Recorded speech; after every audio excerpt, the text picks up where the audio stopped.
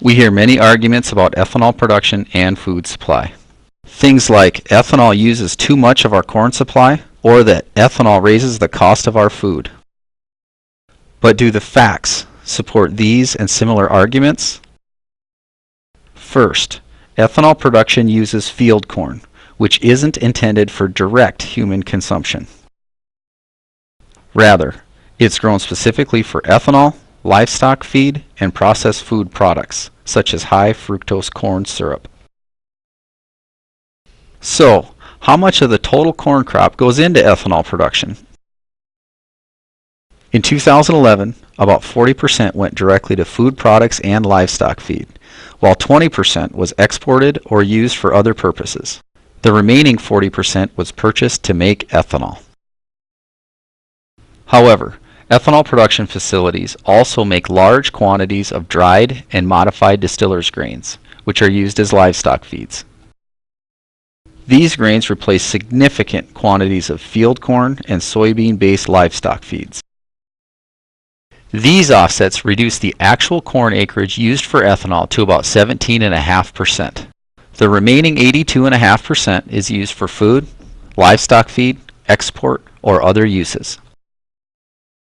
The price of corn has only a minor effect on the cost of meats, dairy, and processed foods, much less than most people expect.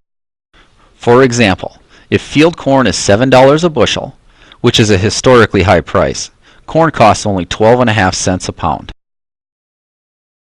At this price, it takes only 33 cents of corn to produce 1 pound of beef, 24 cents for a pound of chicken, 45 cents for a pound of pork, 50 cents for a dozen eggs, or 23 cents for a gallon of milk. Compare these costs to your grocery bill, and you'll see that even at historically high prices, corn accounts for only 10 to 15% of your retail food cost. In fact, ethanol can actually reduce animal feed prices. One of our co-products, dried distillers grains, contains more livestock nutrients than corn, yet it costs less. Using these grains instead of field corn can reduce feed costs by 20% or more.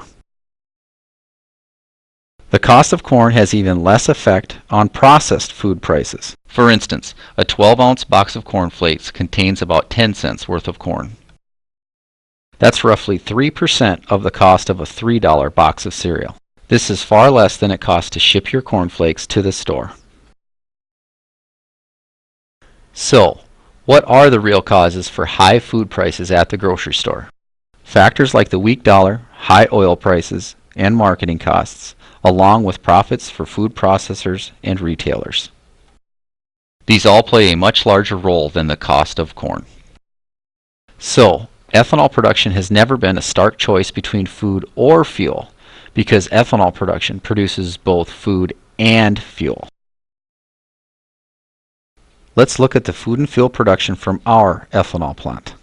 In 1 year, we produce 50 million gallons of ethanol. If blended to E85, this would allow a flex-fueled Chevy Malibu to travel over 1 billion miles. That's enough fuel for 75,000 Michigan drivers for 1 year.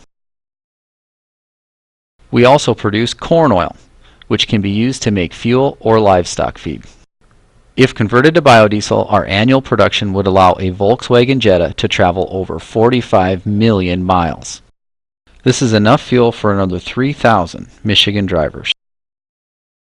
Finally, our plant makes enough dry distillers grains in 1 year to produce any one of the following: beef for over 2 million people for 1 year, chicken for over 2 million people, pork for almost 2 million people, eggs for over 4 million people, or milk for over 9 million people.